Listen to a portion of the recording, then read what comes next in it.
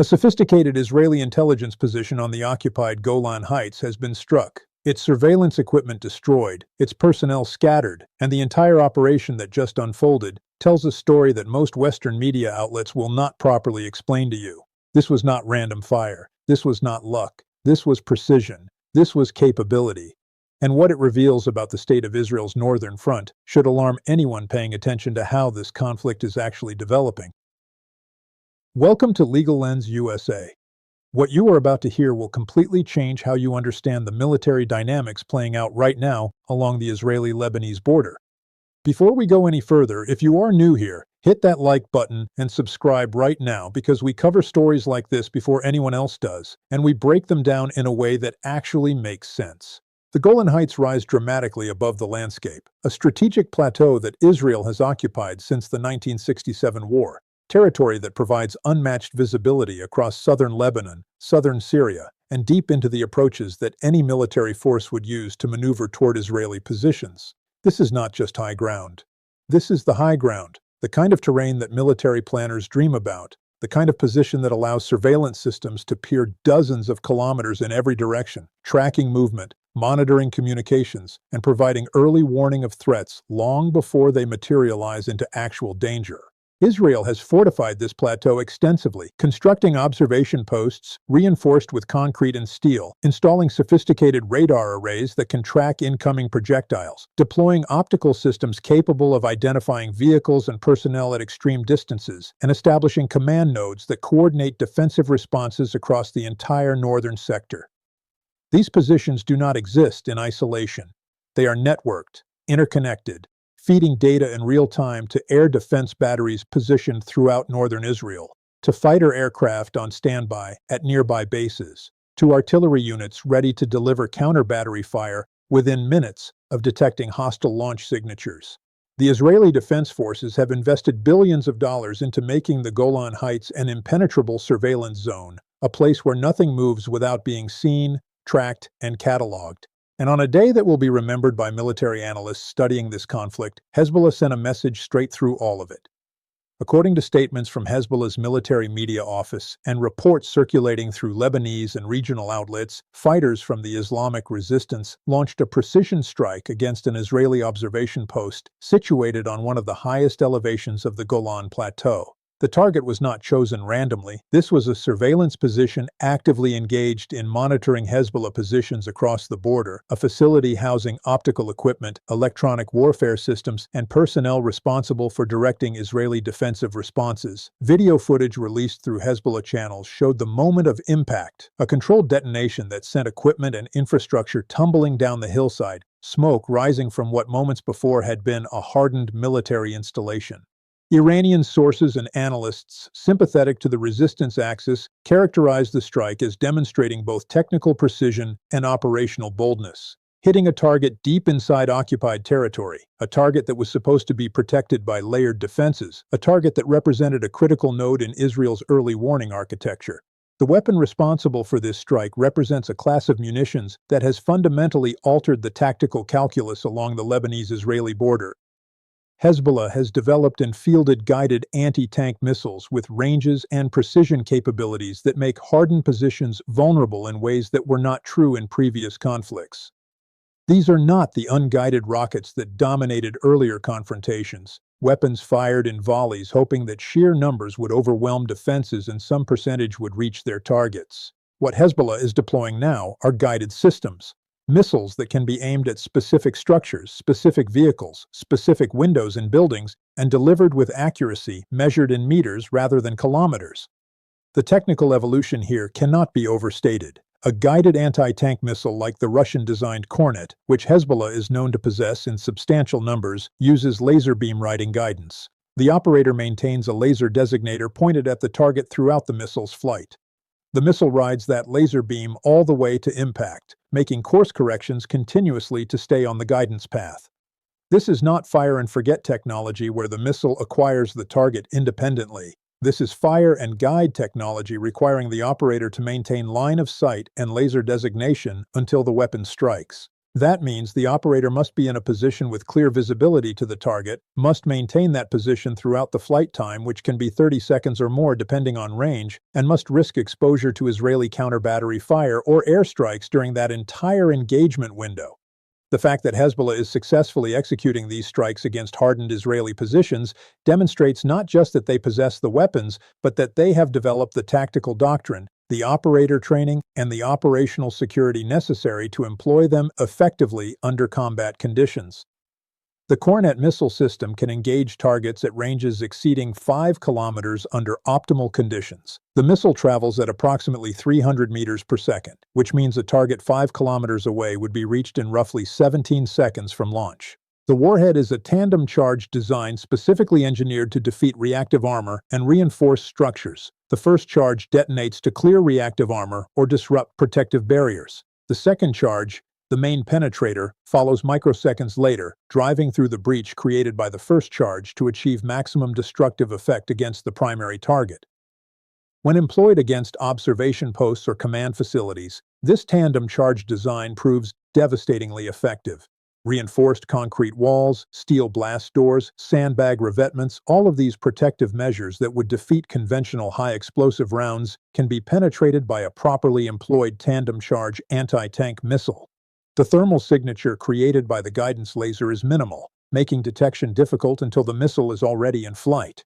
The flight profile is relatively flat compared to artillery, which arcs high through the sky, meaning the missile spends less time exposed to detection by radar systems optimized to track ballistic trajectories. Israeli Iron Dome batteries, sophisticated as they are, face challenges intercepting guided anti-tank missiles because these weapons fly low, fly fast, and present small radar cross-sections compared to the rockets and artillery shells Iron Dome was designed to defeat. According to Lebanese sources and military analysts monitoring the conflict, Hezbollah conducted this strike during daylight hours, a detail that carries tactical significance.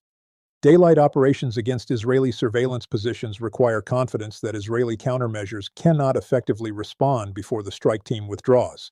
It suggests that Hezbollah has developed techniques for rapid setup, engagement, and displacement that allow operators to hit targets and withdraw before Israeli artillery or air assets can deliver effective counterfire.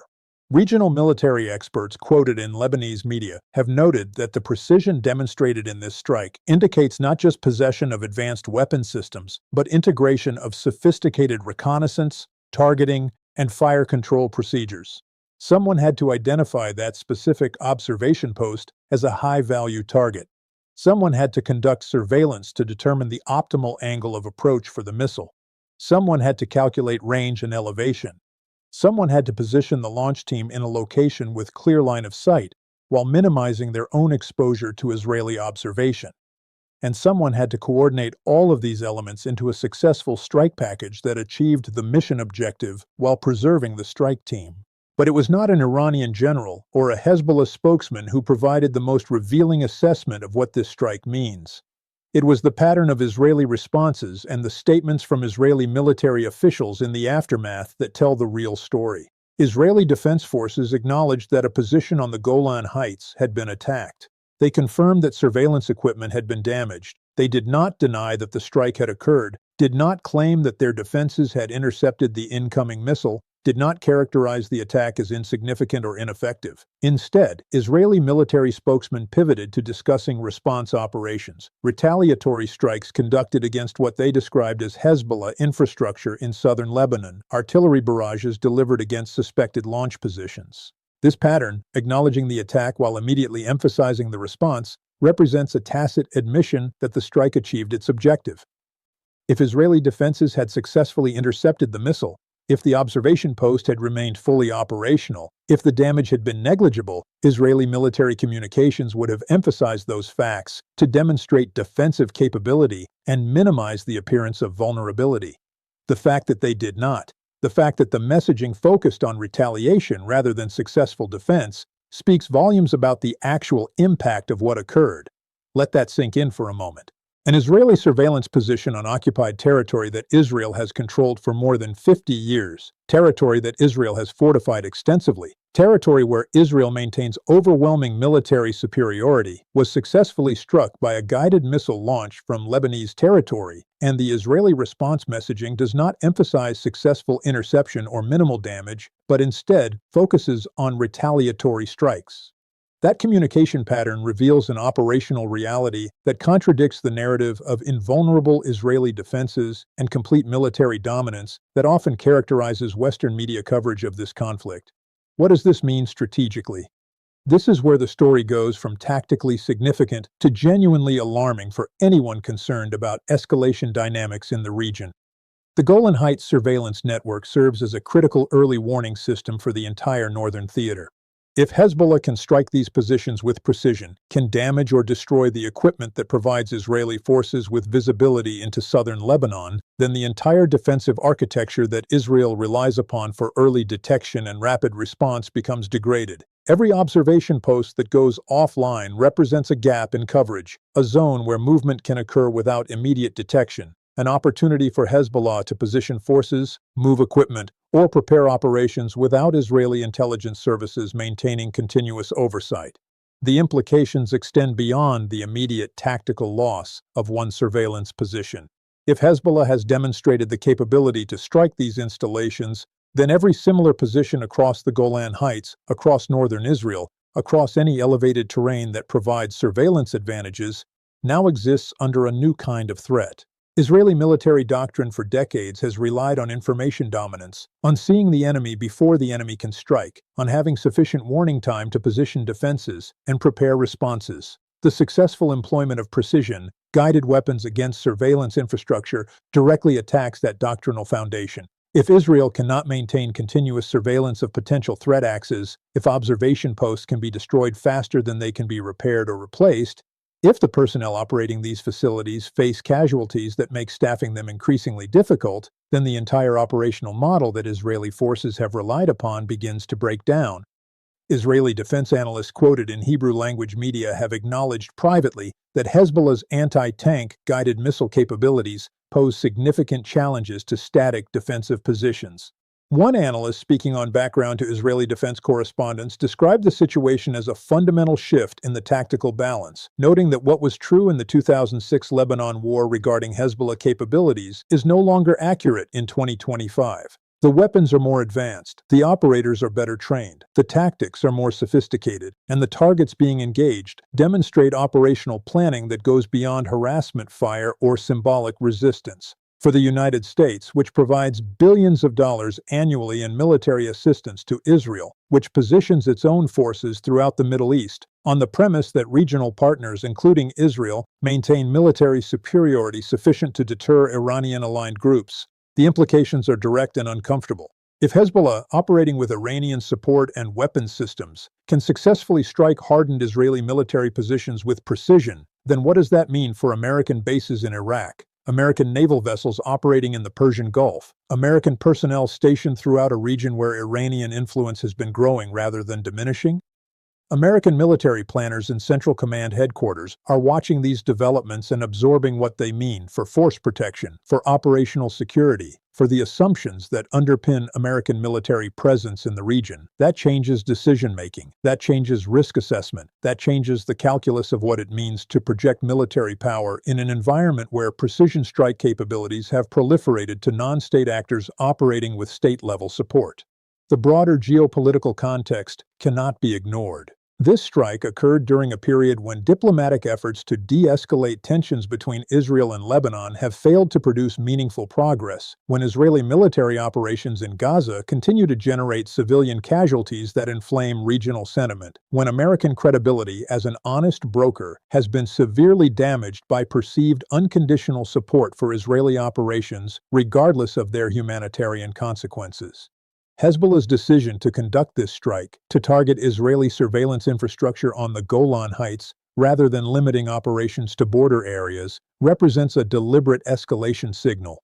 It demonstrates that Hezbollah maintains the capability to strike Israeli positions well beyond the immediate border zone, that the occupied Golan Heights are not immune to precision strikes, and that Israeli defensive systems cannot reliably prevent successful attacks against high-value infrastructure. According to Israeli authorities and statements from Defense Ministry spokesmen, Israeli forces responded to the Golan Heights strike with artillery barrages targeting what they described as Hezbollah positions in southern Lebanon. Israeli jets conducted strikes against what military spokesmen characterized as weapons storage facilities and command nodes associated with Hezbollah operations. These retaliatory strikes, Israeli officials stated, were designed to exact a price for the attack on the observation post and to degrade Hezbollah's operational capabilities. Pentagon officials speaking to American defense correspondents characterized the situation as concerning but manageable, emphasizing that Israeli defenses remain robust and that the strike on the Golan Heights represented an isolated incident rather than a systematic breakdown of Israeli defensive capabilities. For many observers monitoring the conflict, the official statements from both Israeli and American authorities focused heavily on characterizing Hezbollah's actions as terrorism, as violations of international norms, as provocations that justify extensive military responses. The framing emphasized Israeli righteousness and Hezbollah aggression rather than engaging seriously with the tactical realities that the strike exposed. The conflicting narratives, Hezbollah claiming a successful precision strike against a high-value military target and Israel emphasizing its retaliatory responses while downplaying the significance of the initial attack, created an information environment where determining objective reality becomes difficult for audiences relying solely on mainstream news coverage. What is undeniable, regardless of narrative framing, is that a Hezbollah missile struck an Israeli position on the Golan Heights, that the position sustained damage, that Israeli forces did not successfully intercept the incoming weapon, and that the strike demonstrates capabilities that were not widely attributed to Hezbollah in previous assessments of the group's military capacity. Whether additional strikes will follow, whether this represents the beginning of a sustained campaign targeting Israeli surveillance infrastructure, whether Israel will respond with operations that escalate the conflict beyond the current level of controlled exchanges, all of these questions remain unresolved. But the tactical reality established by this strike cannot be denied regardless of how official spokesmen choose to frame it. So where does this leave us? It leaves us at a moment where one strike against one observation post has revealed capabilities, exposed vulnerabilities, and demonstrated tactical evolution that challenges fundamental assumptions about military balance in the region. A Hezbollah-guided missile destroyed an Israeli surveillance position that was supposed to be protected by geography, by fortification, by defensive systems, and by military superiority. Israeli forces did not intercept the weapon. The position sustained significant damage, and the response from Israeli military spokesmen focused on retaliation rather than successful defense. The technical capabilities that Hezbollah demonstrated, the operational security that allowed them to conduct the strike without being preempted, and the strategic boldness of targeting positions on the Golan Heights rather than limiting operations to the immediate border zone, all indicate an organization that has evolved significantly from what Western intelligence agencies assessed even 5 years ago. This is a story that is still developing, and Legal Lens USA will keep you updated as new information emerges.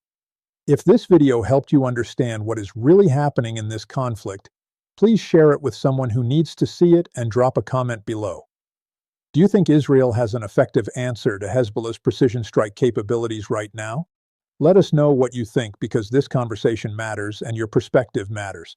What Hezbollah demonstrated on the Golan Heights is not going away. The weapon systems exist. The operators are trained. The tactical doctrine is proven. Every military analyst, every defense ministry, every intelligence service monitoring this region is now absorbing what that means for the future of this conflict.